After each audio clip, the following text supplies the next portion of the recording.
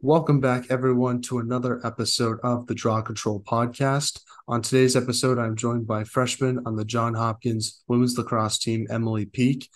Thank you so much for joining me on the podcast today, Emily, and how's everything going? Thank you for having me, and everything's going great right now. Well, it's good to hear, and obviously your season ended a few weeks ago, so how has your summer been going, and do you have anything fun planned, whether it's lacrosse related or not?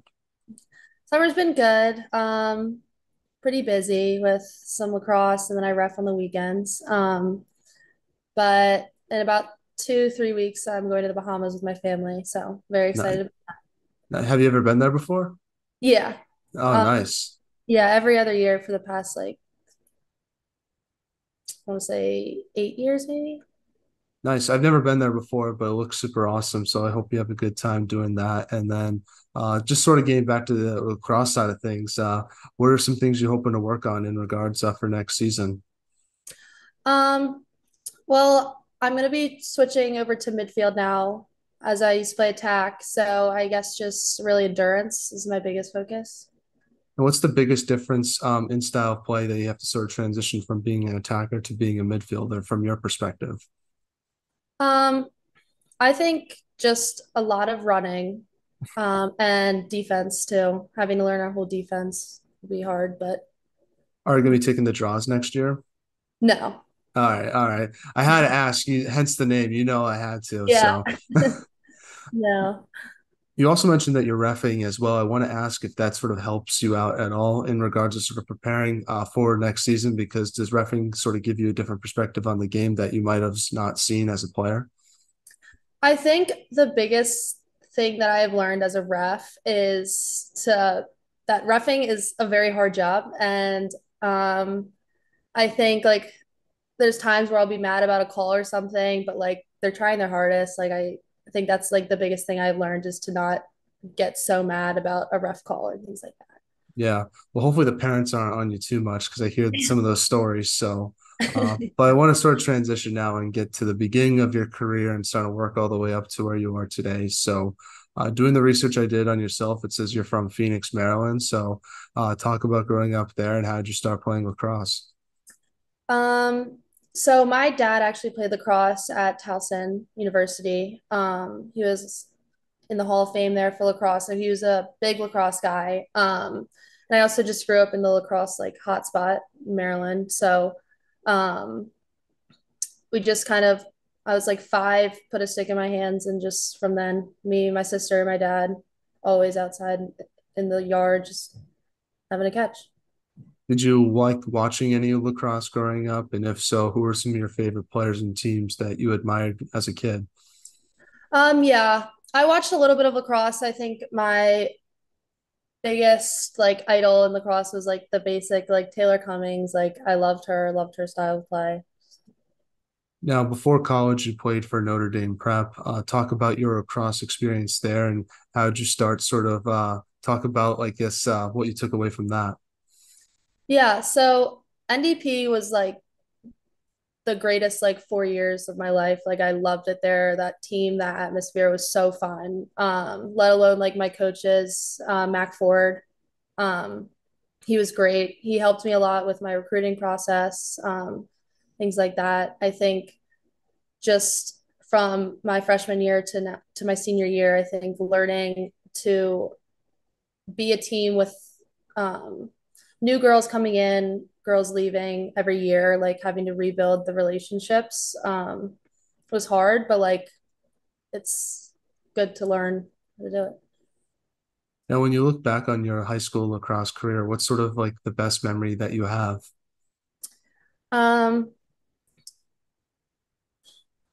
it's a hard one. Probably playing against my sister. It was the first time we've ever been on the same lacrosse field. I was a senior and she was a freshman. She played for St. Paul's at the time, so that was super fun. Who won that game? They won. Does she hold that against you all the time? Oh yeah, like Yeah. that night it was so so much, but yeah, Hey, hopefully there's other things in your career that you can sort of, I guess, yeah, brag a little bit about to her as well. So it sort of evens itself out a little bit at the dinner table. But Now, how did your experience with Notre Dame, I guess, help prepare you for college lacrosse with John Hopkins? Obviously, you were playing under a really good coach and a really good program. So, I guess going against those players and playing with that style of play that you guys played must really help prepare you and elevate your game heading into college. Yeah, playing in the IAM was like it's probably like the most competitive league um in the United States, I'd say, one of the top. So I think that really helped me just always having really good competition and also surrounded by really good players. Like majority of my senior class, and there was I want to say like 17 to 19 of us, like went to some top like D1 colleges for lacrosse. So just being surrounded by all these amazing players, I think really helped me grow as a player. What's the Maryland lacrosse culture like and just this atmosphere like? And what's it like being a player in that? Just because it seems so much different compared to other states. Yeah. Well, it's only like one in every 20 people you meet here that doesn't play lacrosse.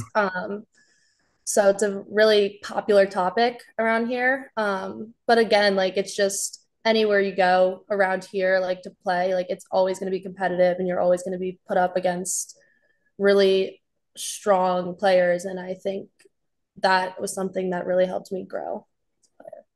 No, you also played club lacrosse for MND.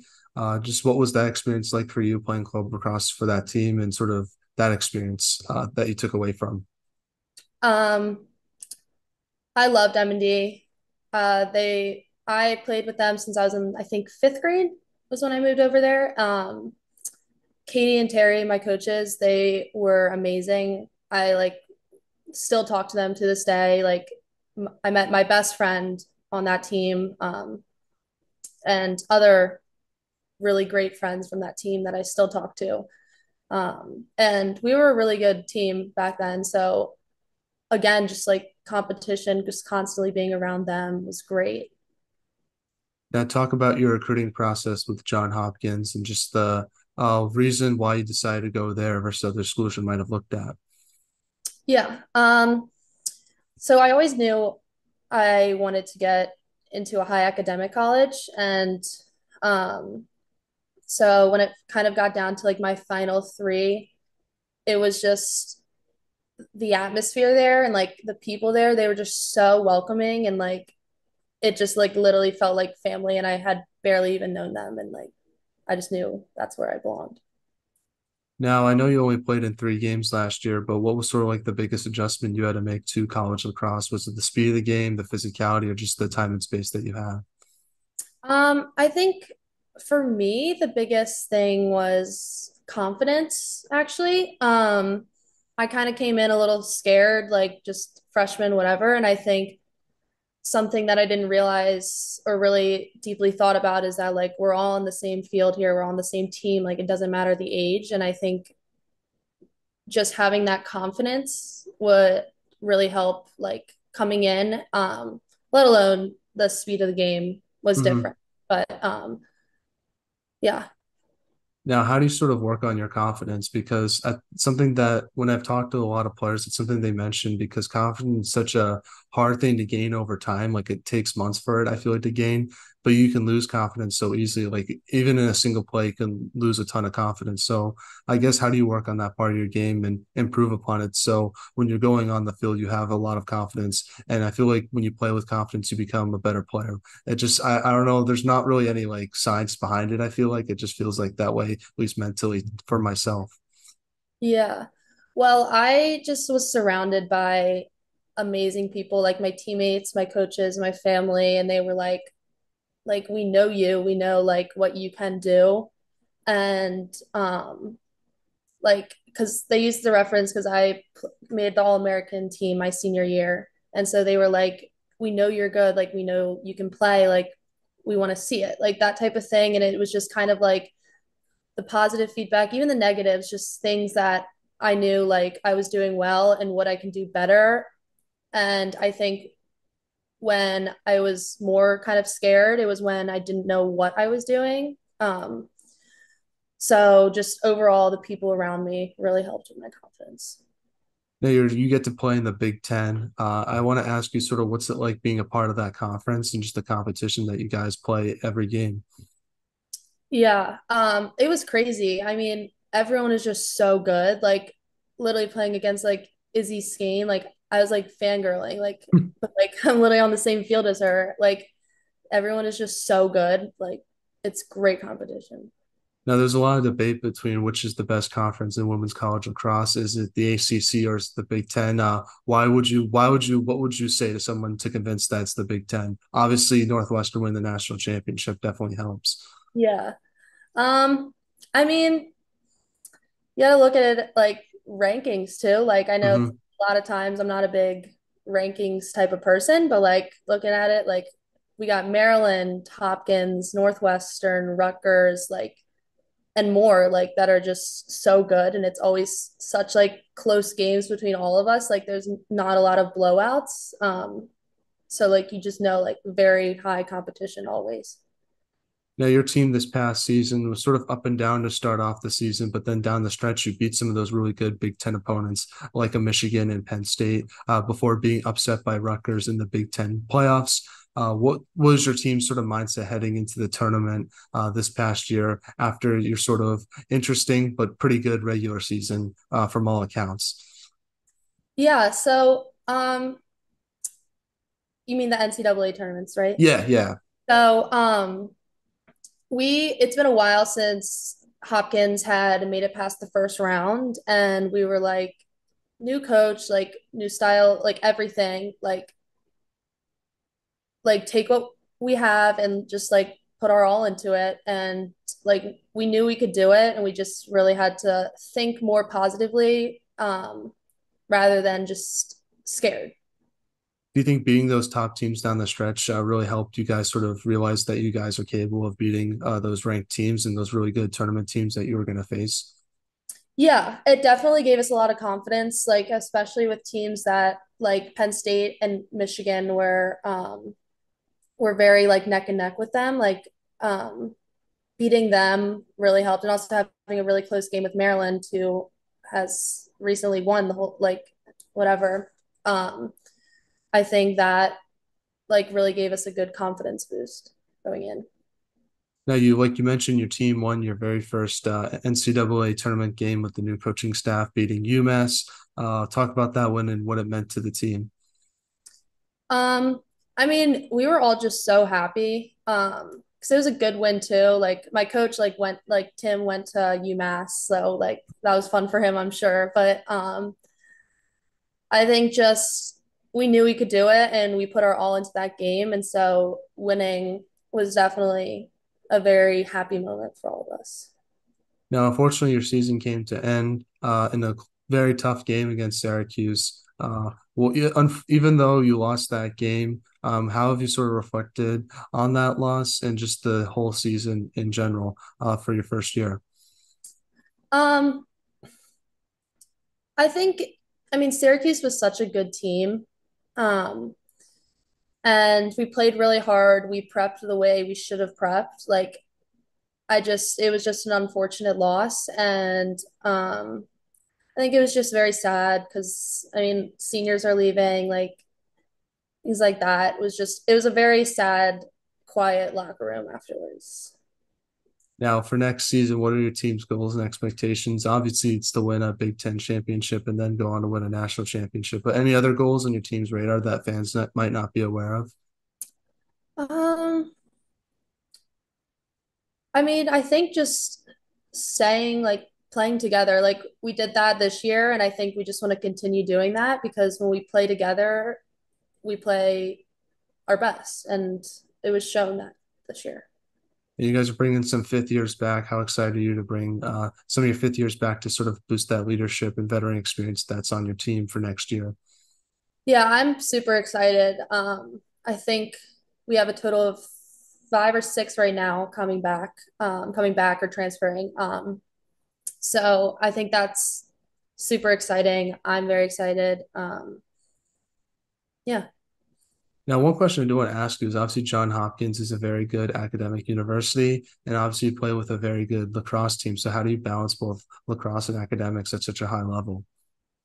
Um, any time that like I knew I was going to be struggling or I felt like I didn't understand a subject, I immediately got a tutor. Just talked to my academic advisor and just was like, I need a tutor for this class, and I got it by like the next week. And I think my time management got a lot better from when I was in high school to now. And learning how to study correctly um, per subject. On top of using like the library, like you get to rent out a room for 2 hours a day, like things like that really helped. Yeah, for sure. I definitely had to learn how to study as well in college this year. That's like I thought that was the toughest academic adjustment that I had to make. Yeah, definitely. So we're now in a segment I like to call six questions that have nothing to do with lacrosse. And the goal of this segment is to hopefully get to know you a little bit more off the field as well as some of your teammates. So first one is if there was a movie made about your life, who would you want to play yourself and why? Um, Jennifer Aniston, I love her. Favorite female actress, Big sure. Friends fan? Yeah. Yeah, yeah. I would say for me, probably, I don't know, probably Andrew Garfield, big fan of his as well. And I think he's a good actor. So I think he would get my mannerisms down pretty good well. Yeah. What is your go-to karaoke song? Dangerous Woman. Nice. And like seems like a weird one, but it's my go-to. That's a good one, though. I would say for me, probably Down by Jay Sean. That's a Yeah. song that gets the people going. So I usually know I would never karaoke, but if I had to choose, that's probably the one I would pick. Yeah. Now, what is the most underrated holiday and what is the most overrated holiday? Obviously, we're coming up on a holiday weekend, so I thought this was a good question to ask. I don't know if it's necessarily underrated, but I think Halloween should be somewhere in the top two for everyone. I think it's just such a fun holiday. Overrated? It's hard. See, like I'd say Christmas, but I love Christmas too much to say that. So Christmas is properly rated, in my yeah, opinion. yeah. So I don't know. Maybe no, I don't know.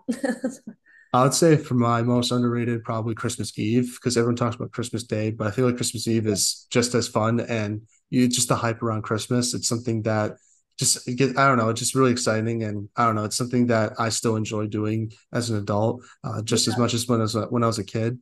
And then overrated, probably like Valentine's Day, just because I don't think there needs to be a day for you trying to express your love to someone. That should be every day, in my opinion. I know that's sort of a cliche thing to say, but I just feel like it's sort of a corporate holiday trying to get money out of people, not really like a holiday like that is genuine, in my opinion. Yeah, I agree.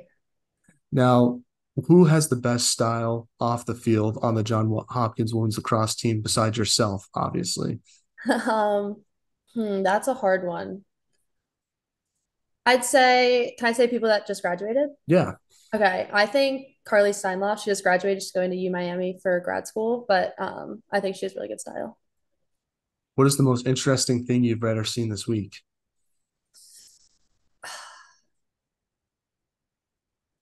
I mean, I guess just about the submarine. Yeah, it's pretty crazy. Would you ever do that? I don't know. I would not. I wouldn't spend a lot of money to. I personally, because you feel like you could see the Titanic on YouTube, and you don't need to risk your life seeing it. And there's probably other stuff you could see in museums and stuff. So I don't really think it's worth the risking your life doing something like that. But maybe I'm crazy. Who knows? I'd say for me, probably the most interesting thing is just reading about the NHL draft. I'm really excited for that coming up and seeing all the players that could be picked in the top 15.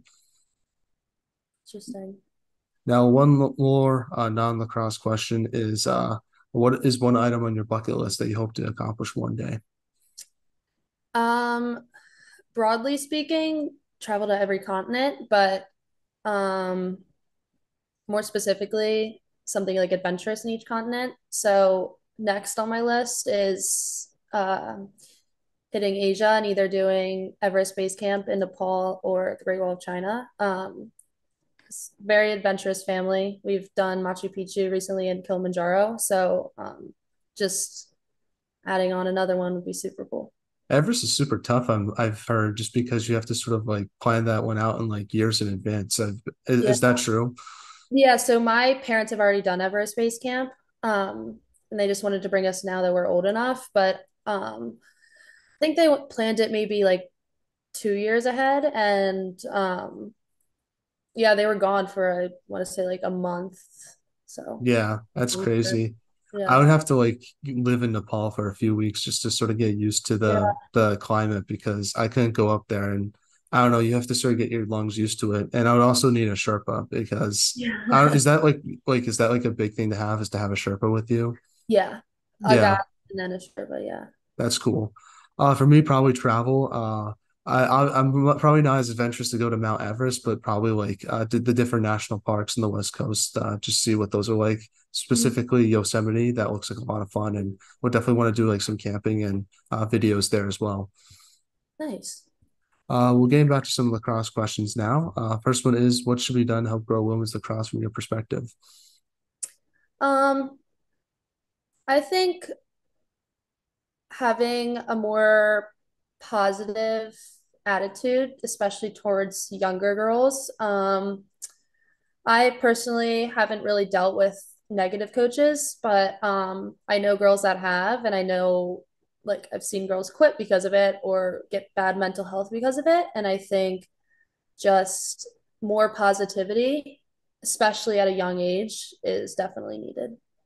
Now, one thing I found interesting about yourself doing research was you were the 33rd best recruit last year. So I want to ask, is that something like, how do what's sort of your reaction when you hear that? And how do you sort of handle the pressure of being one of the top ranked players in your class? Um, I mean, I don't know. My family was super happy for me. It kind of shocked me. I mean, being on a list, but yeah, I'm just shocked, I guess. That's pretty cool, though. That's something that I'll definitely wouldn't talk about too much, but it'll definitely be something that I think about sometimes, even after I graduated college. Now, what advice do you have for those younger players on what it takes to be a college lacrosse player like yourself? Um, I just no amount of practice is ever enough, and I think just constantly practicing, what even if it's like 10 minutes of wall ball a day, definitely helps. Now, do you have any shout outs you want to give to your family members, teammates, or friends? And who should we have on the podcast next? Um, Shout out to my family and Regan because Regan was just on here Mhm. the other day. Maybe get Olivia Rockshow, defender from Maryland. Nice, nice. We'll definitely reach out and see what happens. But Emily, I just want to say thank you so much for coming on the podcast. I really appreciate your time. It means a lot to myself. You're a great player, even better person. And I just want to let you know that. But it was a super cool to get the chance to meet and talk with you today. And I really enjoyed our conversation. And I wish you nothing but the best for next season. Of course, thank you so much for having me.